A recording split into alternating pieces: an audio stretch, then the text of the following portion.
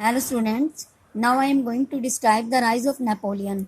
Napoleon का rise कैसे हुआ। पॉलिटिकल इंस्टेबिलिटी, उस समय फ्रांस में पॉलिटिकल इंस्टेबिलिटी यानी कि अस्थिरता की स्थिति उत्पन्न हो गई थी। The rise of Napoleon Bonaparte was also an indirect result of French revolution. As often happens in revolution, जैसा कि हर प्रकार की रिवॉल्यूशन में घटित होता है, there was political and economic instability in France. उस समय भी फ्रांस में पॉलिटिकल और इकोनॉमिक तरह की अस्थिरता उत्पन्न हो गई थी। And there was a struggle for powers, और पावर के लिए स्ट्रगल किया जा रहा था।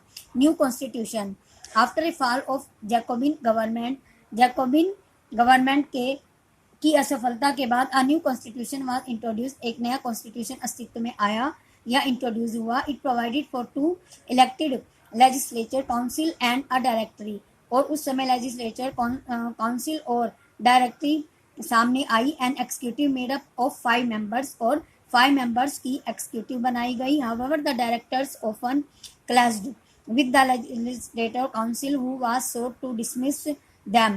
This clash was responsible for political instability, और जो ये क्लैश थी यही पॉलिटिकल इंस्टेबिलिटी के लिए रिस्पॉन्सिबल थी। Napoleon took advantage of the situation, Napoleon ने इस सारी सिचुएशंस का फ़ायदा उठाया। And became a dictator with the help of the army, और आर्मी की सहायता से वो एक डिक्टेटर बन गया।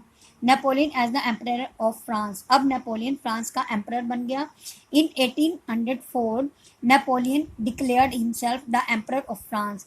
1804 में नेपोलियन ने स्वयं को फ्रांस का एम्परर घोषित कर दिया। He was a brilliant general and used his armies to conquer and dominate all the neighbouring countries excepted Britain and Russia. और उस समय बहुत ज़्यादा ब्रिलियंट जनरल था, और उसने अपनी आर्मीज को यूज़ करा जीतने के लिए, और सारे जो पड़ोसी देश थे जैसे ब्रिटेन और रशिया को अपने में मिला लिया। However his success were short lived, हालांकि उसकी जो सक्सेस थी वो काफ़ी कम थी। Britain, Prussia, Austria and Russia jointly at defeated him at Leipzig, में उसको हरा दिया गया।